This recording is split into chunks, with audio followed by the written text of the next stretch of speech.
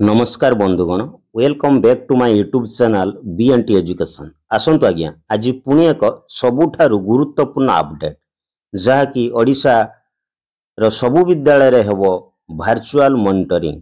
देखंतु संपूर्ण तथ्य ए वीडियो रे फेब्रुआरी मास ठारू आपनकर ओडिशा रो प्रत्येक विद्यालय रो मॉनिटरिंग सिस्टम को वर्चुअल मोड रे करिवा पई असेपा पक्षरु ऑलरेडी एक मार्गदर्शिका प्रेरण करा जायछि। ताला आसंतु विलंब न करी वीडियोटी को स्टार्ट करिवा।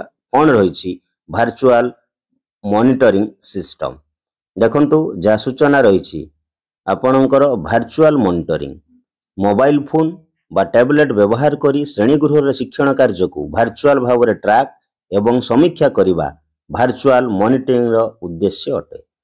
एही वर्चुअल मॉनिटरिंग असेपार निपुण ओडिशा सेल द्वारा करा जिवो। एफएलएन श्रेणी रे समस्त शिक्षण सामग्री शिक्षण कौशल उपलब्धा को निश्चित करने सह श्रेणी परिचालनार अभ्यास और शिक्षण फलाफल रे उन्नति आनिबा एहार प्रमुख उद्देश्य अटे। ताले आसंतु जानिबा वर्चुअल मॉनिटरिंग सिस्टम रो प्रोसेस कौन रही ना। सर्वप्रथमे आपणकर सीआरसीसी श्रेणी शिक्षण कार्य पर्यवेक्षण करुथुबा समय रे वर्चुअल मॉनिटरिंग करा जिवो। आपण माने जानिछंती प्रति मास जो सीआरसीसी माने वर्चुअल आपणकर नॉर्मल मॉनिटरिंग करूछंती ताको वर्चुअल मोड रे करा जिवो। राज्य सरकार द्वारा प्रदान करा जायथिबा टैबलेट रे जूम ऐप बा व्हाट्सएप वीडियो कॉल व्यवहार करी सीआरसी मान को ए कॉल करा जिवो। जूम कॉल समय रे सीआरसीसी माने कैमरा ऑन करी रखिबे जहा द्वारा कॉल करुथुवा व्यक्ति जनक श्रेणी रो शिक्षण कार्य को देखि पारिबे। गुणवत्ता को जांच करने उद्देश्य रे जूम कॉल गुड़िक रेकर्डिंग करा जिवो। कॉल शेष हेबा परे सीआरसीसी मानकु निपुण ओडिशा सेल द्वारा पठा जाइथिबा गूगल फॉर्म को तुरंत पूरण करने पड़िबो। श्रेणीर शिक्षण कार्य पर्यवेक्षण परे सीआरसीसी पूर्व उद्दिष्ट फॉर्म को क्लासरूम ऑब्जर्वेशन टूल सही दिन पूरण करी दाखल करिवे। एवं सबुठारु गुरुत्वपूर्ण कथा होउची शिक्षक बा शिक्षयित्री श्रेणी परिचालन रे बाधा सृष्टि न करिवा पई 5 मिनिट पूर्व सीआरसीसी श्रेणीर समस्त कार्य को तदारक करिवे। जो सामग्री गुड़िक वर्चुअल मॉनिटरिंग समय रे सीआरसीसी देखाइबे से संबंध रे परवर्ती गाइड रे सूचना दिया जिवो।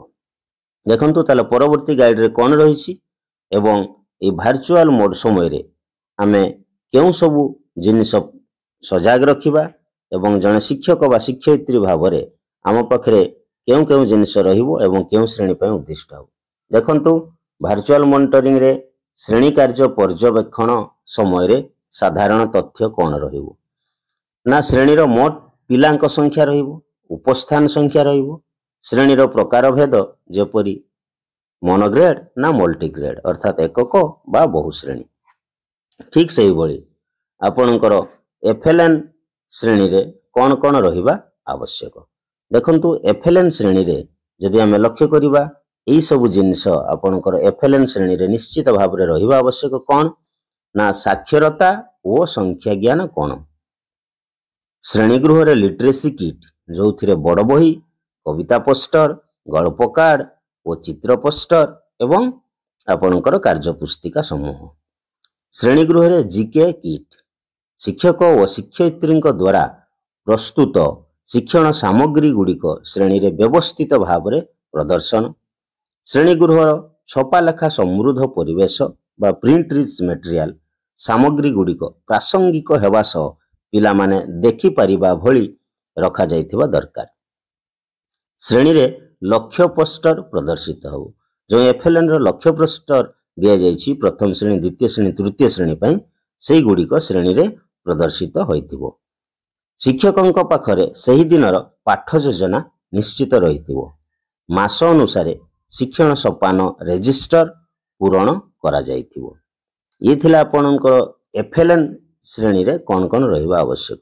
एबा आसंतु नजर पकेइबा श्रेणी पर्यवेक्षण परे सीआरसीसी जो गूगल फॉर्म रे जो फोटो गुड़िक देबे से गुड़िक कोन कोन ना। सबठारु गुरुत्वपूर्ण कथा होउची आपणकर गूगल फॉर्म रे जो डाटा सब दिया जीवो से कौन कौन डाटा रहिबो ना। देखंतु एथिरे विगत 3 दिन रे पिला माने करिथिबा କାର୍ଯ୍ୟପୁସ୍ତିକାର କାର୍ଯ୍ୟଫର୍ଦ୍ଦର ଫଟୋ। ପୂର୍ବ ମାସରେ ଲିପିବଦ୍ଧ ହୋଇଥିବା ସିଆରସିସି ମାସିକ କ୍ଲଷ୍ଟର ବୈଠକ ବିବରଣୀର ଫଟୋ। ବୈଠକ ପରେ ସେହି ବିଦ୍ୟାଳୟରେ ଶିକ୍ଷକ ଓ ପ୍ରଧାନ ଶିକ୍ଷକଙ୍କ ମଧ୍ୟରେ ହୋଇଥିବା ବୈଠକର ବିବରଣୀର ଫଟୋ। ସିଆରସିସିଙ୍କ ଦ୍ୱାରା ଶ୍ରେଣୀ କାର୍ଯ୍ୟ ପର୍ଯ୍ୟବେକ୍ଷଣ ପରେ ଶିକ୍ଷକ ଶିକ୍ଷୟିତ୍ରୀ ଓ ପ୍ରଧାନ ଶିକ୍ଷକଙ୍କୁ ପ୍ରଦାନ କରାଯାଇଥିବା ମତାମତର ଫଟୋ। ଏସବୁ ଆପଣଙ୍କର ଗୁଗୁଲ ଫର୍ମରେ ଆପଲୋଡ଼ ରହିବ। ଏବଂ ଏହି ଭାର୍ଚୁଆଲ ମନିଟରିଂ ରାଜ୍ୟବ୍ୟାପୀ ଫେବୃଆରୀ ମାସର କ୍ଲଷ୍ଟର ବୈଠକ ପରେ ଆରମ୍ଭ କରାଯିବ। ଅର୍ଥାତ୍ ଗତ 15 ତାରିଖରେ ରାଜ୍ୟବ୍ୟାପୀ ଆପଣଙ୍କର ନବମ ମାସିକ କ୍ଲଷ୍ଟର ବୈଠକ ବା 9th MCM ସରିଯାଇଛି। ଏହି 9th MCM ପରେ ହିଁ ରାଜ୍ୟବ୍ୟାପୀ ଆପଣଙ୍କର ଭାର୍ଚୁଆଲ ମନିଟରିଂ କରିବା ପାଇଁ ନିର୍ଦ୍ଦେଶନାମା ଜାରି ହୋଇଛି। ଶୈକ୍ଷିକ ପ୍ରଗତି ପାଇଁ ଜିଲ୍ଲାଗୁଡ଼ିକୁ ନିୟମିତ ଭାବରେ ଭାର୍ଚୁଆଲ ମନିଟରିଂର ରିପୋର୍ଟ ପ୍ରଦାନ କରାଯିବ। ଇଏ ଥିଲା ଏକ ଗୁରୁତ୍ୱପୂର୍ଣ୍ଣ ଅପଡେଟ୍, ଯାହାକି ଓଡ଼ିଶାର ପ୍ରତ୍ୟେକ ବିଦ୍ୟାଳୟରେ ଏବେଠାରୁ ଅର୍ଥାତ୍ ଫେବୃଆରୀରୁ ଆରମ୍ଭ ହେବ ଭାର୍ଚୁଆଲ ମନିଟରିଂ ସିଷ୍ଟମ।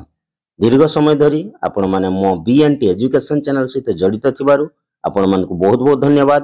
ପୁଣି ଦେଖା ହେବ ଅନ୍ୟ ଏକ ଲାଟେଷ୍ଟ ଅପଡେଟ୍ରେ। ସେତେବେଳେ ପର୍ଯ୍ୟନ୍ତ ବିଦାୟ। ଜୟ ଜଗନ୍ନାଥ। ନମସ୍କାର।